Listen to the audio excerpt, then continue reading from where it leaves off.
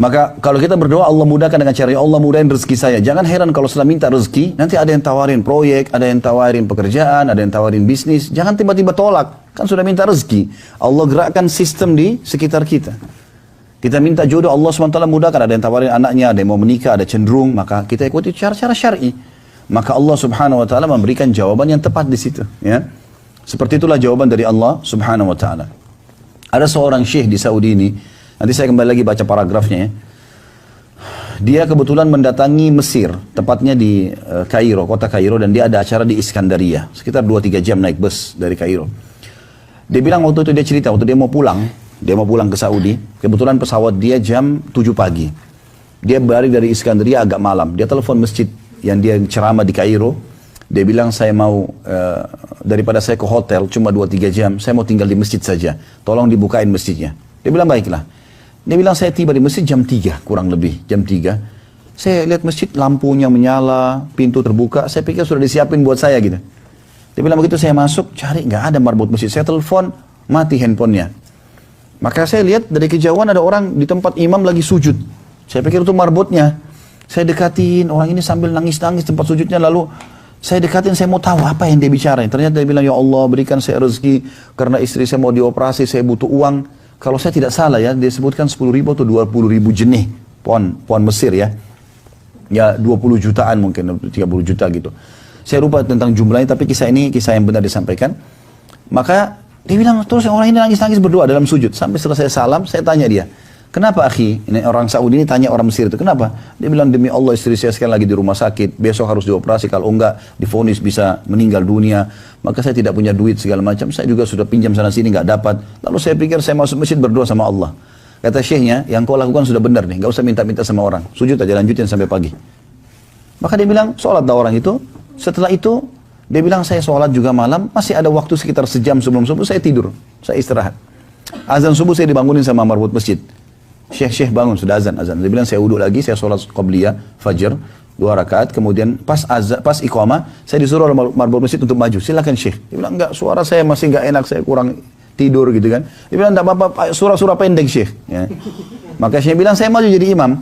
Dia bilang begitu saya jadi imam, saya sholat, habis salam, lagi balik berzikir, ada orang dari saf ketiga maju tiba-tiba.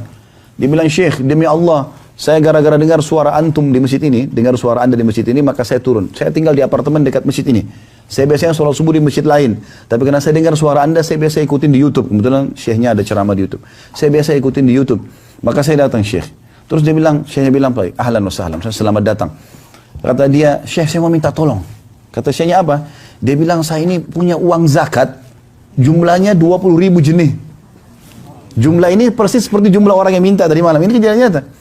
Dan saya sudah lama mau keluarkan, istri saya selalu bilang, keluarkan, jangan kau tahan di rumah. Tapi saya bilang, saya ingin kasih ke tangan satu orang yang butuh space kalian. Saya nggak mau pecah-pecahin. Syekhnya tiba-tiba nangis. Kata dia, kenapa anda nangis Syekh? Dia bilang, tunggu sebentar. Syekhnya berdiri, cari mana orang yang tadi malam tahajud tuh. Rupanya ada di ujung saf. Dipanggil sama Syekh, kesini. Datang dia. Kata Syekhnya, kau tadi malam berdoa masalah apa? Dia bilang, demi Allah Syekh, istri saya masuk rumah sakit, saya harus biayai hari ini, harus operasi 20.000 jenih. Yang punya uang ini nangis juga. Jadi Syekh nangis, yang orang nangis. Ini orang yang punya hajat ini nggak ngerti. Kenapa kalian nangis nih? Kata Syekhnya, orang ini subhanallah yang menjadi sebab atau salah satu sebab terjabah doamu. Dia punya zakat 20.000 jenih yang dia mau keluarkan. Dia butuh sekarang saya untuk berikan kepada orang lain. Saya harap diberikan kepada kamu. Dia bilang orang ini pun kasih 20.000 jenih.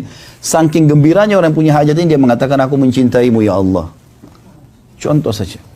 Allah subhanahu wa ta'ala punya cara. Ya. Dan cara Allah sangat indah. Sangat baik. Kita cuma butuh keyakinan saja. Nggak butuh yang lain. Ada kisah yang lain Nabi Musa AS. Nabi Musa AS ini pernah berkata kepada Jibril AS, saya ingin melihat keadilannya Allah. Keadilannya Allah. Kata Jibril AS, kau tidak bisa tahan. Gak bisa kamu sabar. Allah berbeda dengan manusia. Kita yang emosional. Allah SWT itu maha pengampun, maha pengasih, luar biasa. Kata Musa AS, saya coba sabar. Nah, ini lapor kepada Allah, Allah bilang, baik, suruh saja Musa pergi ke satu sungai. Nggak usah buat apa-apa, lihat saja. Cuma melihat, nggak buat apa-apa. Maka Musa AS pergi ke sana besok paginya. Di sungai dari kejauhan dia melihat. Ternyata Di sungai itu ada orang pertama datang penunggang kuda. Naik kuda, jalan, haus dia, orang ini penunggang kuda, dia turun dari kuda, Nabi Musa AS dari jauh. Waktu dia turun, rupanya di pinggangnya, itu ada kantong isinya duit. Banyak uangnya, harta dia ditaruh di situ sama dia. Waktu dia turun minum, rupanya lepas dari ikat pinggangnya, dia nggak sadar. Dia naik kuda, dia pergi. Ini orang yang pertama. Musa AS lihat. Berapa menit orang itu jalan, berapa saat orang itu jalan, ada satu anak kecil datang, belum balik, masih 7 tahunan. Datang, dia haus, dia minum di air itu. Begitu dia balik, di sebelahnya ada kantong duit banyak. Diambil sama anak kecilnya, langsung dia pergi. Ini orang yang kedua. Kenapa kemudian datang orang ketiga? Orang buta, pakai tongkat. Sampai tiba di suara sungai, dia dengar air, dia minum di situ.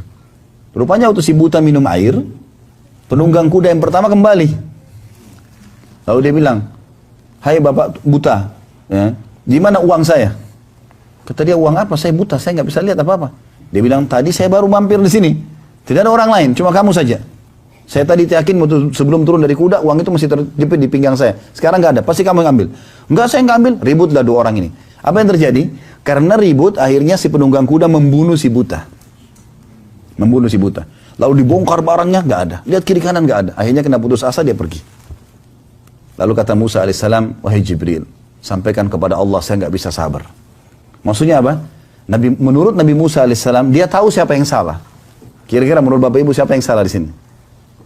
Hah? Hah? Yang benar. Berarti belum lulus nih. Anak kecilnya.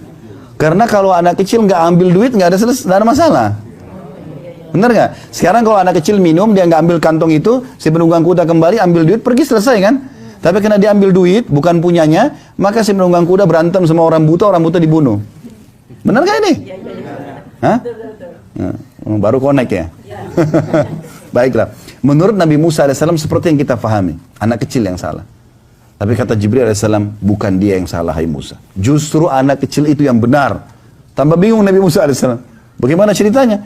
Dia ambil duit, kalau dia tidak ambil duit, tidak akan terjadi pembunuhan nih. Kata Jibril AS, begini ceritanya. Ini kisah yang luar biasa. Apa kata Jibril AS? Begini ceritanya. Ini anak kecil punya ayah. Ayahnya dulu pegawainya si penunggang kuda. Dan dia pernah kerja sekian tahun, pernah ada haknya tidak dikasih oleh penunggang kuda itu. Jumlahnya seperti itu. Kantong yang jatuh itu. Orang penunggang kuda ini nggak pernah berpikir dia akan keluarkan uang sejumlah itu, dia akan minum di situ, akan jatuh di situ, dan di situ tinggal orang yang pernah dia zalimi. Allah sampaikan haknya anak ini itu dengan caranya. Allah SWT dengan cara. Nah, ada cara lain rupanya.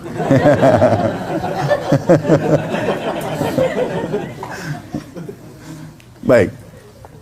Jadi akhirnya Nabi Musa AS mengatakan, baiklah, saya sudah paham sekarang. Berarti anak itu ambil haknya dari sini, penunggang kuda, kena air dizalimi. Apa dosanya si buta?